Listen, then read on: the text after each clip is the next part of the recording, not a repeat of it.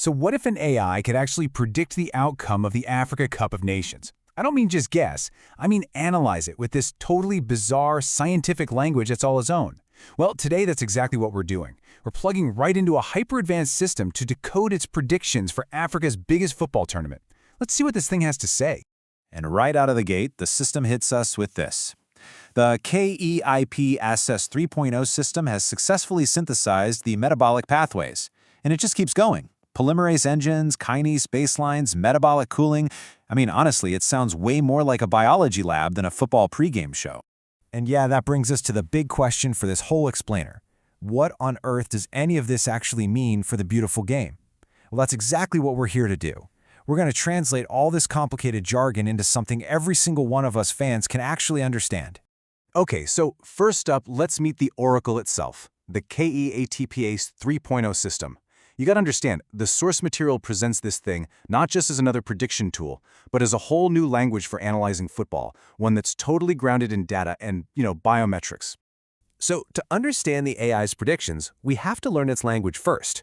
It's kind of like we're cracking a code together, term by term, so we can see the game through the AI's eyes. And our first term is a big one, kinase baseline. The system defines kinase baseline as a metric analyzing the, get this, physiological and performance saturation of key players. Right, it's a very, very scientific-sounding phrase, but what does it actually mean out there on the pitch? In other words, it's just asking how fit and how in form are a team's most important players, right at this very moment. Think of someone like Riyad Mahrez for Algeria. When the AI says he has a high kinese baseline, it just means he's at his absolute peak, totally ready to dominate. Simple as that. Next up, we've got something called atmospheric friction. This is all about the environment. We're talking the intense heat and humidity in host cities like Agadir and Casablanca, and how all that stuff physically affects a team's energy levels over a full 90 minutes. So here's the deal. This is basically the away day effect, but turned up to 11. It's actually putting a number on exactly how much energy a team loses just by fighting the draining weather, before they've even kicked a ball. Now, this next one is where it gets really, really interesting because it's how the AI describes tactics. Metabolic cooling. That's what it calls that phase where a team that's in the lead deliberately slows the whole game down, not just to get the win, but to save energy for the rest of the tournament. Come on, we've all seen this a million times. A team's up 1-0, it hits the 70-minute mark, and they start passing it around the back, taking forever on goal kicks. That, right there, is metabolic cooling. It's a calculated decision to save fuel for the next big game.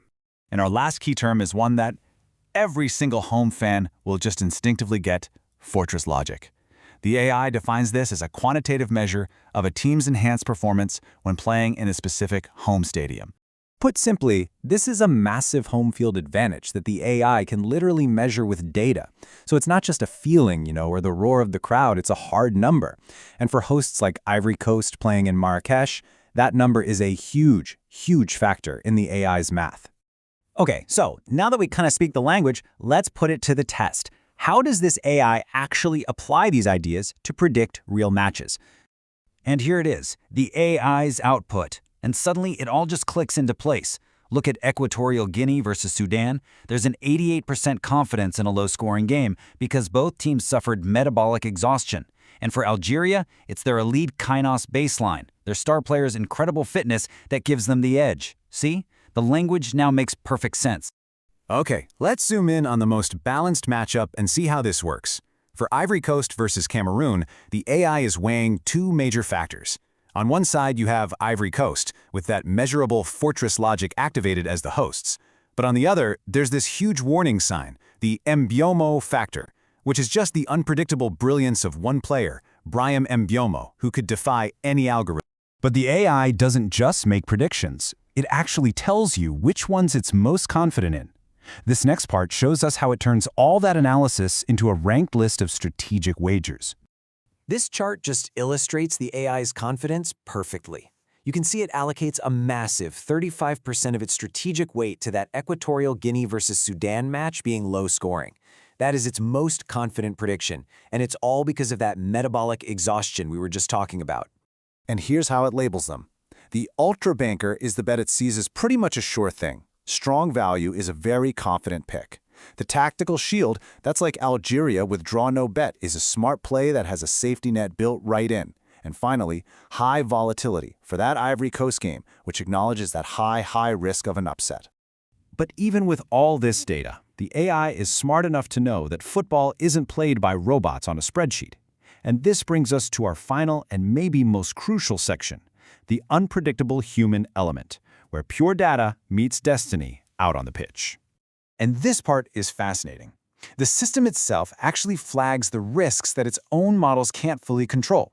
Things like a fluke goal from a late corner kick, or a history of just gritty draws between rivals, a single moment of pure magic from a star, or a key player like Amad Diallo just having a bad day.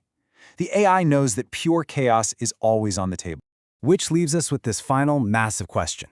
As systems like this get more and more powerful, is the future of football going to be something predicted by algorithms, or will it always ultimately be decided by those unquantifiable, breathtaking moments of human brilliance? It's something to think about.